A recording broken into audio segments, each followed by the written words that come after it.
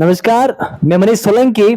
मैं इस वक्त मौजूद हूँ दिल्ली के मुखर्जी नगर क्षेत्र में, जहाँ पर अधिकतर बच्चे यूपीएससी, आईएएस, आईपीएस की तैयारी करते हैं।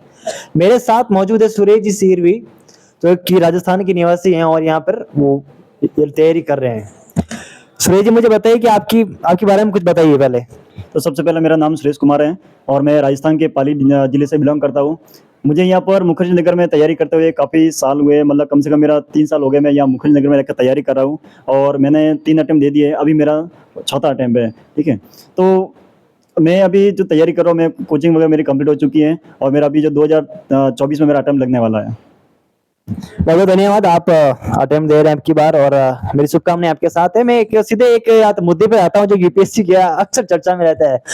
2011 से लेकर अभी तक जो मुद्दा चर्चा में है वो यही है कि सीसेट, कि जो हिंदी माध्यम के जो बच्चे हैं उनकी एक समस्या होती है कि सीसेट अब की बार इतना अब की बार टफ आया है।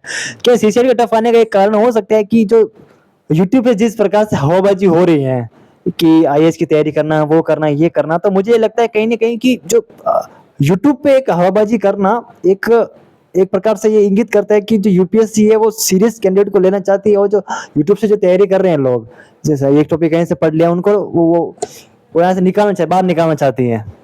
तो सबसे पहले तो मैं यही कहूँगा कि किसी दूसरों को देख के मोटिवेशन नहीं होना है।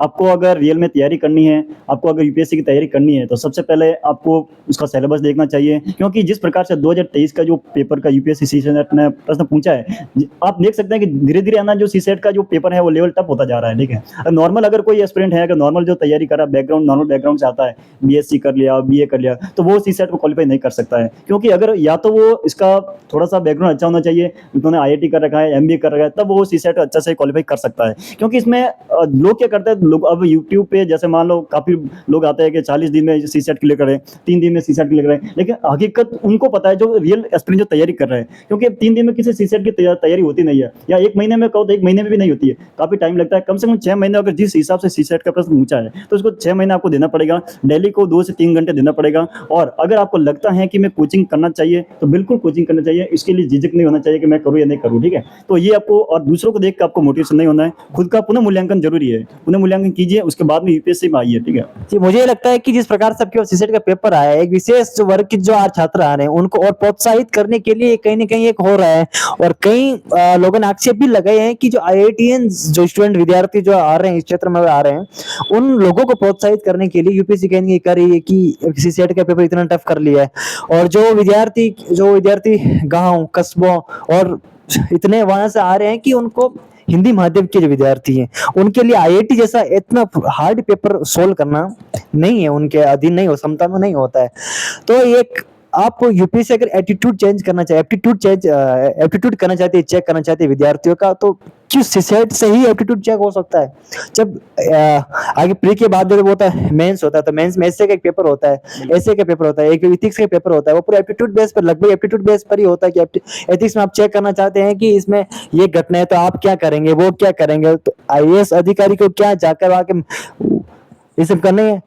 नहीं तो सीसेट पेपर सोल्व करना है या उसका अधिकारी बनना है? आपकी बात सही है। अब ये आपकी मनी जी ने बहुत अच्छा बताया कि अगर नॉर्मली यूपीएससी को ये नहीं करना चाहिए कि नॉर्मली जो आईआईटी करने वाले लोगों को ही ले या फिर एमबीए करने वाले को ले, जिनका बैकग्राउंड अच्छा उनको ही लेना। लेकिन ये यूपीएससी का, अब देखो, इसका ऑथेंटिक सोर्स तो नहीं है, क्योंकि यूपीएससी ने जब भी पेपर हुआ उसके बाद में काफ़ी कोचिंग सेंटर वालों ने सीसेट के खिलाफ काफ़ी आंदोलन किया, आवाज़ भी उठाई। लेकिन यूपीएससी का अगर उन्होंने जब 15 से 17 दिन के अंदर रिजल्ट जारी किया तो उससे ये साबित होता है कि यूपीएससी के कुछ भी कर लो, अपना खुद का स्टैंडर्ड है वो स्टूडेंट को या एस्पिरेंट को बढ़ाना पड़ेगा। ठीक है, कि यूपीएससी अपने हिसाब से चल रही है, वो किसी स्टूडेंट के हिसाब से नहीं चल रही है। अब वो किस दिशा में चल रही है, अब जिस हिसाब से पेपर बनाया जा रहा है उसके हिसाब से ऐसे लग रहा है कि वो सिर्फ जो सीसेट का पेपर है, क्वालिफाइड पेपर है, वो सिर्फ आईआईटी स्टूडेंट के लिए या एमबीए करने वाले उनके स्टूडेंट के लिए, जिनका बैकग्राउंड अच्छा है उनके लिए, जो नॉर्मल स्टूडेंट वो तैयारी नहीं कर सकता है। लेकिन अब एक फील्ड के लोगों को लेना है तो वो जिस हिसाब से पेपर के पैटर्न उसके हिसाब से समझ सकता है कि वो सिर्फ उन्हीं लोगों को ले रहा है जो मतलब काफी पहले से ही उनको वो उनका बैकग्राउंड अच्छा है। ठीक है, उन लोगों को लेना चाहती है।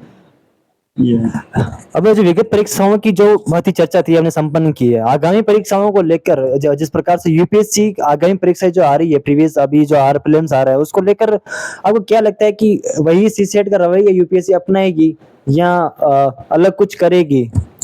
तो आप इसके बारे में क्या कहना चाहते हैं?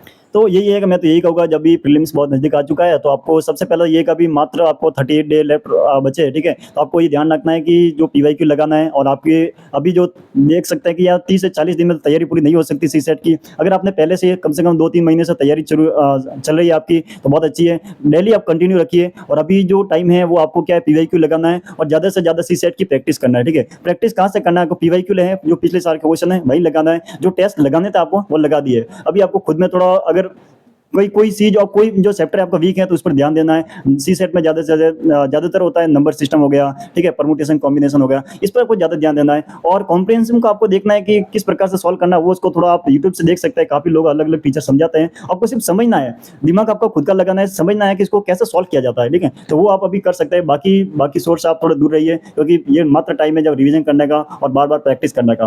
बहुत धन्यवाद सुरेश जी। मैं एक लास्ट बात यही कहना चाहता हूँ कि यूट्यूब की हवाबाजी से दूर रहिए, क्योंकि ये यूट्यूब वह है जो आपके सवाल को, आपके प्रश्न को सोल्व नहीं करा सकता है, आपको उस एग्जाम के मुकाम तक नहीं पहुंचा सकता है। पूरा यूट्यूब खराब है, मैं ये नहीं कहना चाहता हूं, लेकिन उनसे दूर रहिए जो आपकी प्रिपरेशन में और भटका पैदा करते हैं। ऐसे कई अध्यापक जो यूट्यूब पर पढ़ाते हैं, उनके सवाल नहीं होते हैं। एक सर बात ये है कि अभी आपको अगर सीसेट का अगर आपको आंसर देखना है तो किसी कोचिंग सेंटर के आंसर की मत मिलाइए। आपको ऑफिशियल यूपीएससी की साइट पे आंसर की आ चुकी है, उसको मिलाइए, और वहां से आपको क्वेश्चन देखना है कि यूपीएससी ने कौन सा ऑप्शन सही माना है। क्योंकि रियल में आपको यूपीएससी का एग्जाम देना है, किसी कोचिंग सेंटर का टेस्ट नहीं देना है, ये आपको विशेष ध्यान रखना है। ऑफिशियल साइट आइए, ऑफिशियल साइट पर जाइए यूपीएससी की, वहाँ पर आंसर की आइए, जीएस और सीसेट का दोनों मिलाइए, फिर आपका मूल्यांकन कीजिए और उसको सही कीजिए, ठीक है।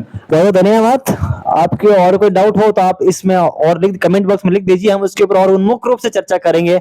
आप सुरेश जी मेरे साथ जुड़े, बहुत बहुत धन्यवाद आपका। आप इतने दूर से यहाँ पर आए हैं, बहुत बहुत धन्यवाद और आभार। धन्यवाद।